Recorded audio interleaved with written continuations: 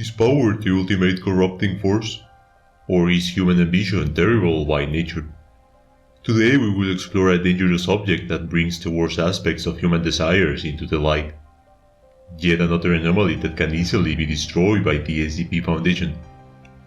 However, it remains stored for experiments, regardless of its deadly toll. Item number SCP-209. Object Class Euclid. Special Containment Procedures.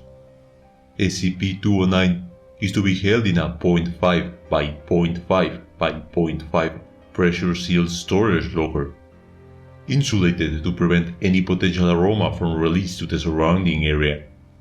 Access to SCP-209 is limited to a single Class 2 or higher staff member for any transport. A standard security detail should accompany any transport of SCP-209 at a distance of at least 23 meters. No more than one human subject of any classification should be within the minimum safe distance of 20 meters of SCP-209 at any time outside of a research trial setting.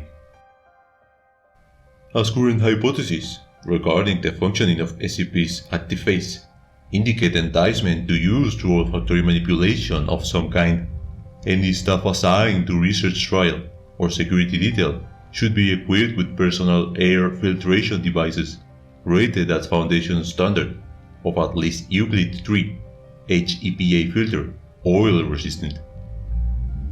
Research has approved the use of the prototype modular keycard system, SCP Passport, for SCP-209 storage locking mechanism.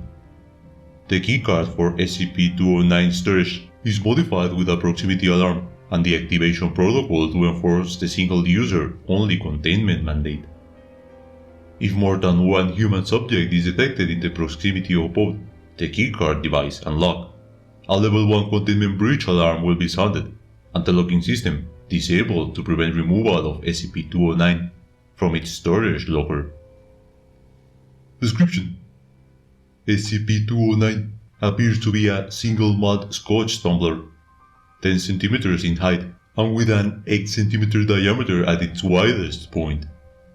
The tumbler shows no manufacturer's mark, but does indicate signs of moderate to heavy use and light wear, including a small chip missing from the rim.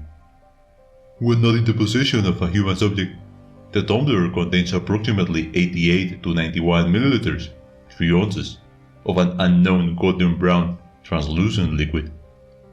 This liquid cannot be siphoned, spilled, drained, evaporated, or otherwise removed from SCP-209 by any means other than a human subject taking hold of the tumbler and consuming the liquid.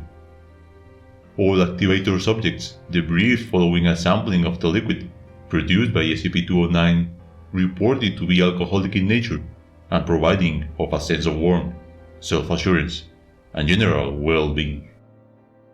This effect has proven to be highly addictive, with methadone therapy currently holding the highest rates of success for detoxification from SCP-209's effects. For SCP-209 to enter its active phase, 3 conditions must be met. At least 2 human subjects must be within 20 meters of SCP-209. One of the human subjects must have a normal functioning sense of smell and detect SCP-209's aroma. Anosmic test subjects have been unable to initiate the active phase. The subject who first detected the odor of SCP-209 must take possession of the tumbler and consume any amount of the liquid within it, hereafter activator subject. Once these conditions are met, SCP-209 enters its active phase. The activator subject will immediately seek a relaxing or comfortable position in which to finish the liquid in SCP-209 at a leisurely pace. Any other human subject within 20 meters of the activator subject, hereafter prey subject, will be locked into 2 distinct physical parameters for the duration of the active phase. Prey subjects will be physically incapable of moving more than 20 meters away from the activator once ingestion has begun. Prey subjects will be physically incapable of moving closer than 1 meter to the activator once ingestion has begun. All current attempts at moving any prey subject beyond these boundaries while living have met with failure. Any human subject entering the 20-meter sphere of 209's influence after the activator and prey subjects have been established are not affected. Any descriptive word or phrase used in reference to SCP-209 by the activator subject during the active phase will physically reflect upon the prey subject in a variety of ways. See Experiment Logs 209-6.2 through 209-33.8 for details. Activator subjects seem aware of both the boundary restrictions imposed on prey subjects as well as the physical effect on their descriptive language. But no matter the scale of physical harm or distress inflicted upon prey subjects, activator subjects seem to retain a light, amused demeanor. It is theorized that the effects SCP-209 inflicts on prey subjects is intended as a form of entertainment for the activator subject to enjoy while experiencing SCP-209's intoxicating effects. When the activator subject has consumed all the liquid within SCP-209, both boundary parameters are nullified. If still capable of motion, former prey subjects can and do flee the area with as much speed as possible. The activator subject will immediately become confused by the now empty SCP-209 and attempt to refill it with any available liquid. If the activator is successful in filling SCP-209 with approximately 88 to 91 milliliters, 3 ounces, of any liquid, it will transmute into another glass of golden brown, translucent alcohol, and the cycle begins again, provided there is another potential prey subject in range. If prey subjects are utterly disable or remove SCP-209 from the activator before they are able to refill it, SCP-209 will exit the active phase and remain empty and inert for approximately 79 hours before refilling itself by unknown means to potentially begin a new active phase. Addendum: Experiment Log 209-18.4 3D glass subjects appropriated for testing. 25 meter by 25 meter by 6 room furnished with a single steel folding chair and SCP-209. Activator subject designated D-Act. Prey subjects designated D-Prey-1, D-Prey-2. Log begins 122 seconds following the act ingestion of SCP-209. 122 seconds. The act seats himself in the single chair provided in the room. D-Prey-1 approaches the act. D-Prey-2 begins exploring the room's boundaries. 188 seconds. D-Prey-1 discovers the inner boundary and is unable to approach the act. 194 seconds. D-Prey-2 discovers the outer boundary and is unable to reach the eastern wall. 227 seconds. D-Prey-1 begins shouting obscenities and attempts to strike the act. No effect. D-Prey-2 attempts to map the outer boundary. 255 seconds. The act describes SCP-209 as smoky. 258 seconds. D-Prey-1 begins coughing violently. D-Prey-2 approaches. 284 seconds. D-Prey-1 collapses. Ragged and violent coughs.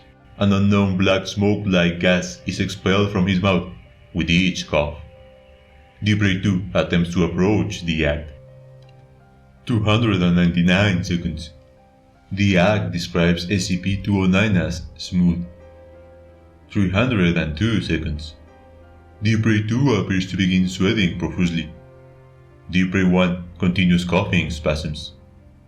Expulsion of smoke-like substance continues from mouth, nose, eyes. 363 seconds. D-Prey-2 exuding a thick layer of a viscous, near frictionless substance from all pores.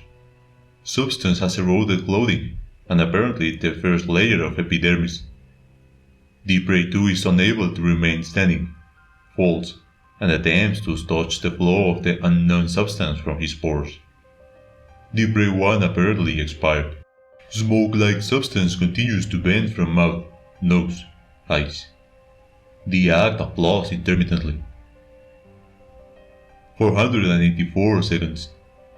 Viscous substance exuded from Deep Ray 2 has eroded 2 additional layers of skin. Wounds approximate to second and third-degree burns. Deep Ray 2 expresses desire to be terminated. Request denied. The act appears fixated on the remaining liquid of SCP-209. 522 seconds. Deep Ray 2 expires. Substance appears to cease exuding from pores. Deep Ray 1 ceases to expel smoke-like substance. The act continues drinking SCP-209. 948 seconds. The act consumes the last of SCP-209, immediately stands and rushes to the body of Deep Ray 1, begins clawing at the corpse with left hand, while maintaining hold of SCP-209 with the right. 954 seconds. Researchers determined that the act is attempting to refill SCP-209 with blood from the corpse of Deep Ray 1. Per orders, one security staff member enters and neutralizes the act, recovering SCP-209 still in its empty state. End log. 3 dead men, 2 killed by the third, the last one desperately holding onto the power he possessed moments ago, terminated by the Foundation. 3 lives go out, notes are taken, rinse and repeat. This is the way of the SCP Foundation. Human beings are mere test subjects, and their lives, just notes for research. Not a lot left to say. I am Virostris Anonymous. We are the GOC, and you have been informed.